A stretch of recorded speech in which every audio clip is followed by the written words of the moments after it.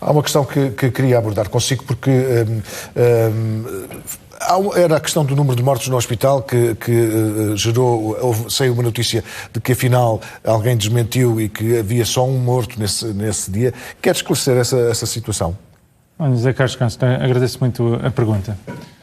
Eu, nos últimos 15 dias, tenho sido alvo de vários ataques políticos, começando pelo Primeiro-Ministro, que me chama de conspirador internacional contra os interesses dos portugueses, e mais recentemente uma destacada deputada, presidente do grupo parlamentar do Partido Socialista e também com altas responsabilidades no Partido Socialista, que me chama, entre outras coisas, de mentiroso, depois de eu ter publicado um relato pessoal e um apelo às pessoas para ficarem em casa na sequência de uma experiência, de facto, muito emocionante no Hospital de Cascais, a quando do último turno, onde tenho feito voluntariado desde o início da pandemia. Aliás, vários colegas meus têm sido alvos de situações em que as administrações dos hospitais não estão a deixá-los falar por ordem superior e tem havido uma perseguição política a vários colegas que têm apontado erros no caminho. E aquilo que é a obrigação de quem tem uma plataforma para falar é dar voz àqueles que muitas vezes não podem falar. E, portanto, a primeira coisa que quero dizer é que eu vou continuar a dizer tudo que eu entendo que não está a correr bem e continuarei a fazer aquilo que tenho feito sempre, que é apresentar soluções para contrapor com aquilo que eu entendo que está a correr menos bem. Mas indo à questão diretamente do Hospital de Cascais, aquilo que nós estávamos a viver, e penso que basta ver as imagens de norte a sul do país, é um crescimento de volume de casos brutal. E quando eu cheguei ao hospital, no sábado, e estou a responder a isto, porque eu não quero entrar na questão política, mas quero, e tive pessoas que eu respeito a questionarem-me na sequência dessa notícia, de que se houve apenas uma morte, de facto, o que é que se passou no Hospital de Cascais, e perante elas, porque temos que combater a desinformação e temos que não dar munições aos negacionistas que acham que esta pandemia não existe. Eu quero dizer que as pessoas saibam exatamente porque é que eu disse aquilo e o que é que sustenta as minhas palavras. Quando chegamos ao hospital, nós tínhamos que receber, do turno da noite, recebemos quase 40 doentes, penso que eram 36.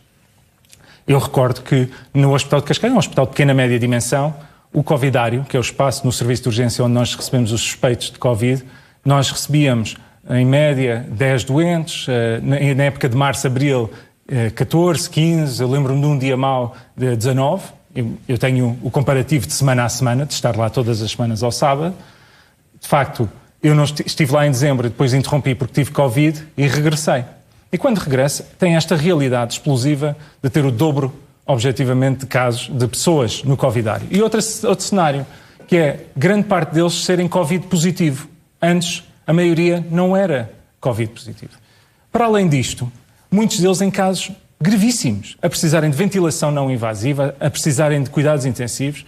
Primeiro, depois de 2 horas a ordenarmos os doentes, a priorizarmos quem podemos tratar primeiro, quem tem mais hipóteses de sobrevivência com intervenção imediata, foi uma pessoa de 47 anos, sem quaisquer outras doenças, que teve que ir, de facto, para uma situação de ventilação invasiva, e a partir daí, irmos um a um, os colegas foram tratando os doentes e eu fui dando o apoio como voluntário que estou lá no Covidário.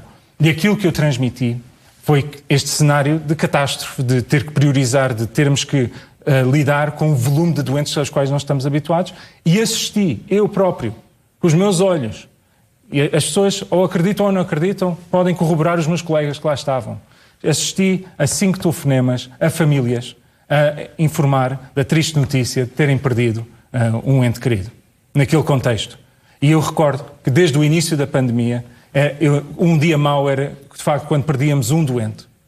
Eu lembro-me de um dia que foi, de facto, o pior até este último sábado, em que tínhamos perdido 2 doentes no Covidário, porque, na maioria dos casos, os casos não eram tão graves, ou quando eram graves nós acabaríamos por ter tempo para os colocar em cuidados intensivos, mas pelo volume de doentes e pela gravidade clínica, nós estamos a ver, cada vez, infelizmente, em todo o país, um aumento de mortalidade. Ainda hoje ouvimos uma triste notícia de 2 médicos que faleceram ao serviço com Covid-19. E, portanto, aquilo que eu assisti foi algo que eu nunca assisti no Covidário, foram comunicar aos doentes. Agora, as pessoas legitimamente perguntam, mas então porquê é que o hospital afirma que morreram 6 pessoas no sábado mas naquelas 12 horas só morreu uma.